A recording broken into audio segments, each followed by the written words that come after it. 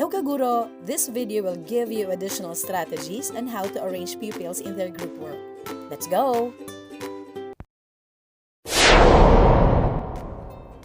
Number 1. Randomized group work. Pick colored pencils or markers. When creating a poster or colorful project, have students grab one colored utensil and ask them to mix with others with different colors. Birthday buddies. Who has their birthday in the same month as you? Ask students that question and then group them accordingly. Arrange desks. If students have assigned desks, confuse them by rearranging the desks before they come in for the day. Count off. Numbers can be done, but maybe try something fun. For example, if you want 4 groups, then count off by Rizal, Bonifacio, Daguhoy, and Aguinaldo. Puzzle pieces. Take small puzzles and have students randomly select a piece. Then, have them find the other students who have the rest of that puzzle's pieces. Line it up and fold it. Ask students to line up in a response to a question or trait. They could line up by height or perhaps line up based on a spectrum or how much they know about the day's topic. Then, fold the line in half so the least knowledgeable student is paired with the most knowledgeable student and so on. Famous pairings. A variation on the synonym cards. Pass out cards that have various pairs of duos. Have a Batman and Robin cards or Jack and Jill cards. Use synonym vocab word cards. Have sets of synonyms written on the different index cards and randomly pass them out. Then, have students find the other person in the room who has the word that means the same as their card. Also, try antonyms. Left out game. Have your students stand up and then you shout a number. Student must immediately cluster themselves according to that number. Anyone left out gets a bonus task. Use colored index cards. Let students choose colored index cards from a stack and sort them based on the colors they picked up.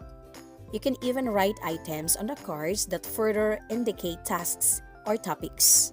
Use sticks or names from a hat. Write students' names on a popsicle sticks. Shake them up in a cup and pop out the names of names you want in a group.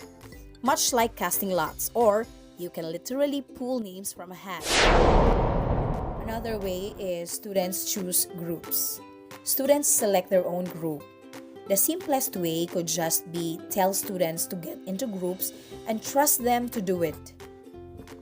Students grouped based on responses. Give a survey or quiz and group students according to what they think or how they score. Clock partners. Give each student a clock chart and have them go around assigning themselves a partner for each time of day. They'll have 1 o'clock partner, 2 o'clock partner, and etc. Then, you just say, get with your blank o'clock partner. Contact list. Like the clock partners, have students create their own contact list of classmates like they might on their phones. Then, tell them, get with your third contact. Students given options. Try describing what different group tasks are available, then letting students choose which task they'd like to join. Students choose an option and mix with others. You could also try letting students choose which tasks they'd like to do, but then creating a group consisting of students with each other of the other tasks. In a reading class, you might have 1 student be a vocab finder, 1 be a summarizer, and etc. Students choose based on random interests. Have students mix based on something they are personally interested in. You can give them suggestions or categories of interests and design their tasks to include that interests. Another way, number 3. Teacher assigned groups. Grouped according to the same skill level. Perfect for differentiation, you can have ability-specific tasks assigned to each group. Next, turn your row and talk to the person next to you. Rows of students turn their desks to face one another. This is a very quick way to have students share ideas, listen, or team up with a partner. Randomly mixed up pre-assigned groups. You might not need specific students together, but you do want speed.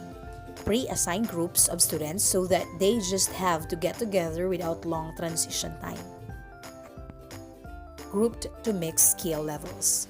Students learn well when different skills and levels are mixed. With this, you can make sure your strongest students are intermingled with others. Rotational system. Instead of having one partner or group, students can set up in a circle and a portion of each group rotates clockwise while the other portion stays in place. Alphabetical rotation system. Group students based on the alphabetical order of their names, and if you choose, rotate them based on their names as well. You can go down your attendance roster, listing A1, B1, C1, A2, B2, C2, and etc. and reorganize group based on letter or number. Get creative! Days of the week group. Assign each student to a specific partner or group for each day of the week. So if it is a Tuesday, have them get together with their Tuesday group, which is different from the other days. Students can also create each day's defined group. Grouped according to interest. If you're aware of different interests of your students via discussion or a survey, you might want to put them together and have them connect their common interests to the tasks.